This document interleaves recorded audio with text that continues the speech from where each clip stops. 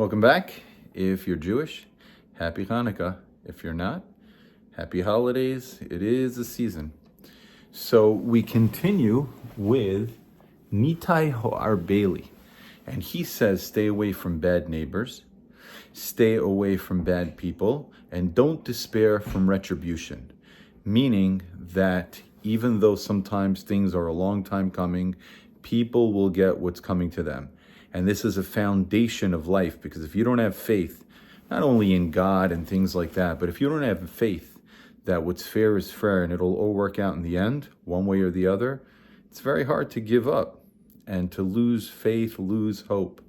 So our test is to have patience and understand that sometimes things can take a while. Let me just get this set.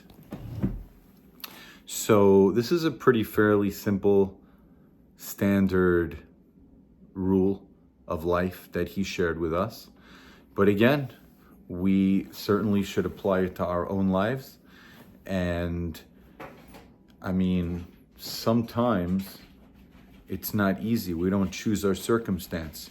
So if it says stay away from a bad neighbor, but you're stuck, your neighbor's just rotten, or you bought a really nice house and you didn't know, the neighbors put on a good show.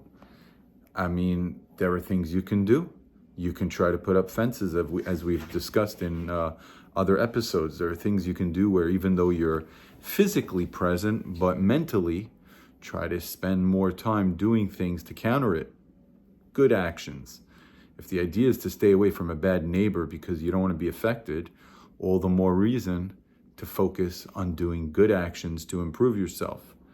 Stay away from bad people. Well, once you start spending enough time around bad neighbors, you start to think that's normal. Imagine someone growing up in the projects or a bad area or whatever. Their view of life or expectations out of people probably lower than people that live around more pristine, even if fake, kind of people. So that's why it makes so much sense that the two go together. And then again, it all clicks in as a result of this. Hey, this isn't fair. I'm around a bad neighbor. They're stealing your mail, or they're making your life miserable, or they're yelling at you, or they don't give you any peace for whatever reason. Some of us can relate to this. It'll all work out in the end. Life might be a little challenging right now, but have faith.